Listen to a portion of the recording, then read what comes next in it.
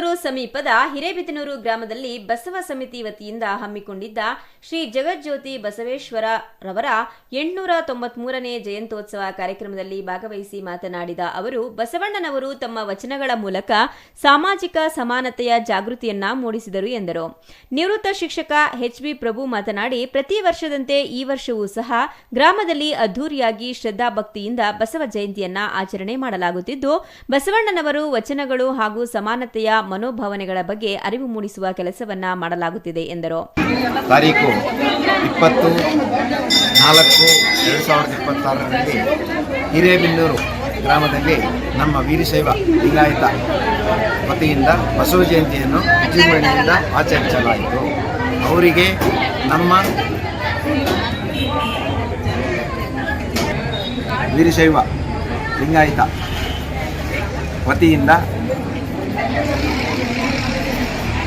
ಧನ್ಯವಾದಗಳನ್ನು ಅರ್ಪಿಸ್ತೇವೆ. ಮತ್ತು ಬಹಳ ಸಂತೋಷಕರ ವಿಷಯ ಅಂದರೆ ಮಕ್ಕಳಿಗೆ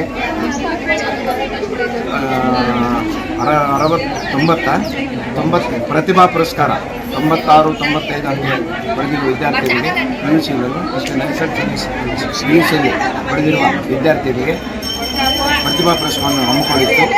ಗ್ರಾಮದ ಮಹಿಳೆಯರು ಶ್ರದ್ಧಾಭಕ್ತಿಯಿಂದ ದೀಪಗಳನ್ನು ಹೊತ್ತು ಮೆರವಣಿಗೆಯ ಮೂಲಕ ಶ್ರೀ ಬಸವಣ್ಣನವರ ದೇವಾಲಯಕ್ಕೆ ಆಗಮಿಸಿ ದೀಪಾರತಿಗಳನ್ನು ನೆರವೇರಿಸಿದರು.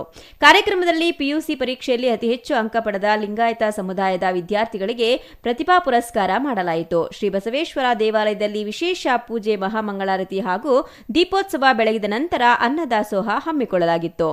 R Manjunath, CTV news, Gauribidanur.